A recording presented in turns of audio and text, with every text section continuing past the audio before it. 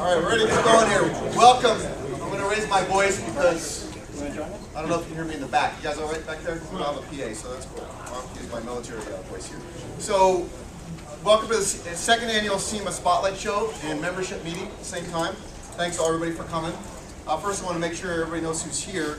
The board members that are here did. All of our members work hard, but I want to make sure and recognize Evan. First of all, Evan Steiner.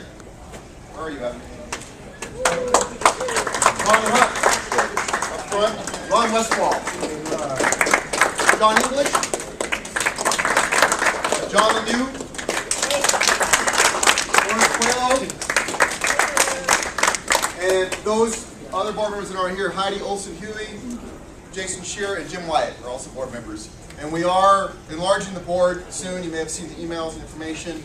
And we have a ballot for members, CEMA members, to vote on board members. So please do that if you haven't done so. Also from MOA, we have Lori Schneider, who really helps us out with our business here. Where's Lori? Right here somewhere. She's probably working, doing stuff. And Bobby Hogan, the president of MOA, is here. He's going to speak a little bit. Thanks, Bobby. For all of you that flew in, we really appreciate that. We know it's time and effort and money to do it. We really appreciate it. Also speaking here today is Peter Betty from H. Betty is here. Thank you, Peter, for coming. And Sal Cifala from Firestone is here. One more I'd like to thank.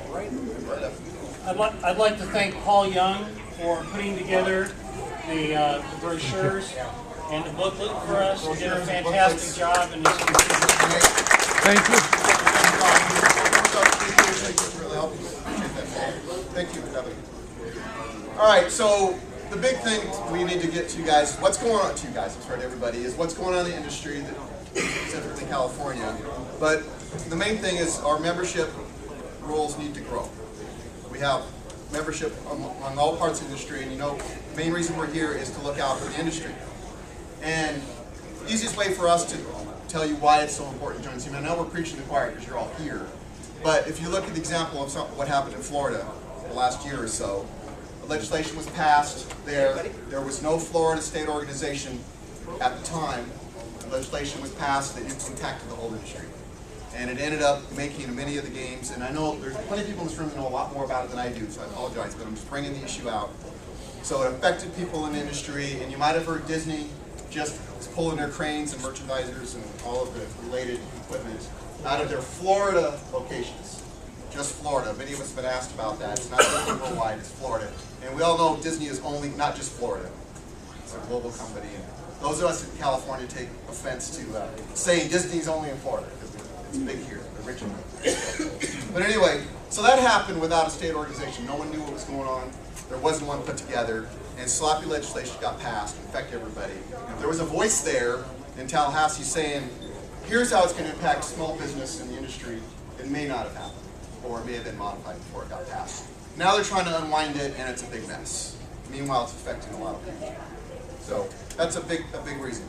The second thing in California that was going on the last couple of years, many of you heard rumors of what was going on, is the amendment to the bill was trying to be pushed through that would limit crane amounts, limit things in California. That amendment died, didn't get on any bill. Sponsors of that bill backed out. So nothing has happened. The Youth Trust is the one that put that group together and was fighting it, had lobbyists to do it. CEMA contributed $10,000 to that effort, and it didn't go through. There are people on both sides of the issue saying it's good it didn't, or it's bad that it didn't happen, but there are people on all issues. The biggest thing about CEMA is we need to be involved, we need to be at the table. We've had meetings with the trust and everybody involved in that to make sure we get information so we can put it out to our members to let them know what's going on. So there's not a lot of information because not a lot has gone on in the last year, last 6 months of the year. So just to let you know. And if that comes back up, we'll be at the table and we'll be talking about hiring a lobbyist anyway, and I'll cover that here now. So one of the big things CEMA needs to do is keep their ear to the ground and let people know what's going on from Sacramento. Because we all know people in Sacramento tend to do some crazy things that could affect everybody, and not knowing how it affects especially small business owners. So we're looking at hiring a lobbyist. We're in the bid process, and just to have a lobbyist, listen to what's going on, keep us informed. It's going to be anywhere from $2,000 to $4,000 a month. just to do that alone.